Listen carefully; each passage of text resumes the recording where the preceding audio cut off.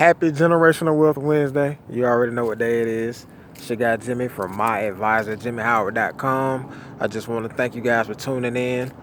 Today, I want to continue a conversation we started on one of the previous videos where we had a conversation talking about wills and trusts. I want to continue that conversation because there's a lot of misunderstanding about the entire process. So the entire process is known as legally known as estate planning. I refer to it as generational wealth planning. But most people think that the will is the only part that's involved in the entire estate planning process. So before we get into it, of course, I want to put out the disclaimer. This does not constitute legal advice. Always consult the advice and counsel of a licensed attorney prior to proceeding in your estate planning affairs. So, as I was saying, a lot of people think that there's only one component to the estate planning process, but there's actually 5 documents that are included. So you have, and before I go into it, the thing that it came to my attention, I want to tell you a story. You may recall several years ago, early 2000s, late 1990s, a case of a young lady, 26 years old, by the name of Terri Schiavo.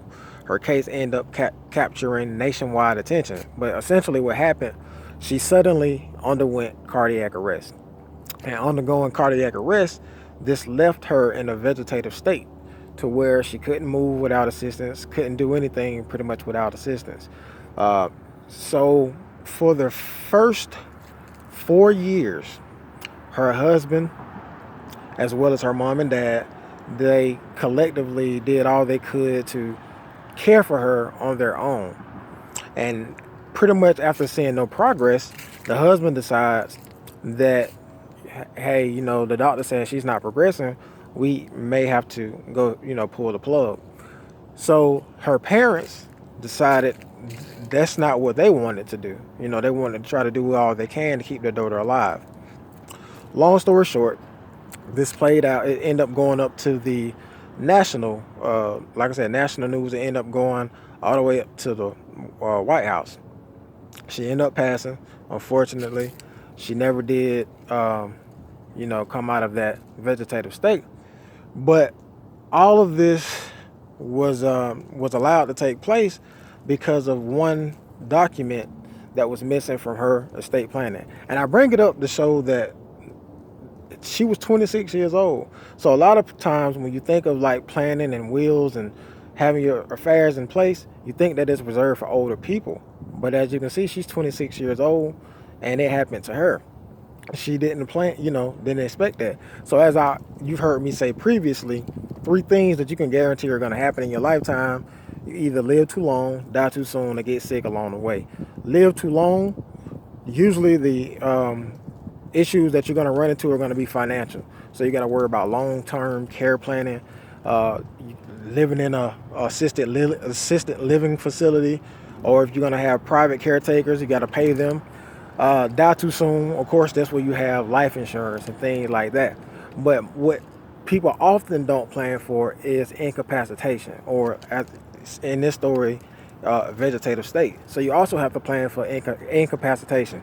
So again, the 5 documents, let's run through them. You have 2 power of attorneys. You have the healthcare power of attorney, which is the person. It's a document that spells out who's going to take care of your medical affairs in the event of incapacitation. Then you have financial power of attorney.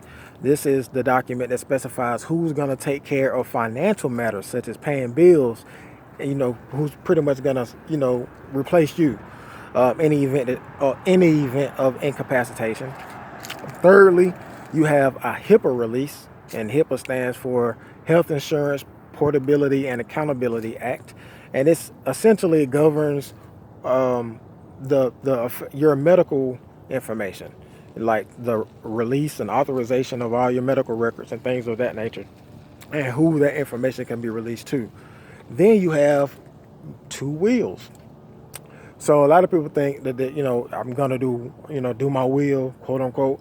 A living will is the document that specifies what's to happen during the end of life case scenario. So as I just referenced to the Terri Schiavo case, any event that you become incapacitated, do you want to be left on um, support systems, to help you breathe and things like that? Do you want to be on life support, or do you want them to pull the plug? So things like that are specified in this living will. And then lastly, you have the last will and testament, which is the document that specifies this is the person that gets my estate, and this is the person that managed, that estate in the event of my demise. So I just wanted to come to you guys because I've been seeing, like I said, a lot of times the people say I'm just gonna get my will, and it's not wrong.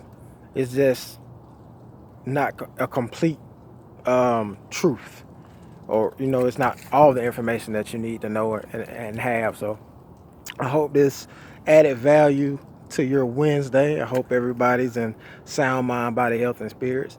And as always, peace. Till next time.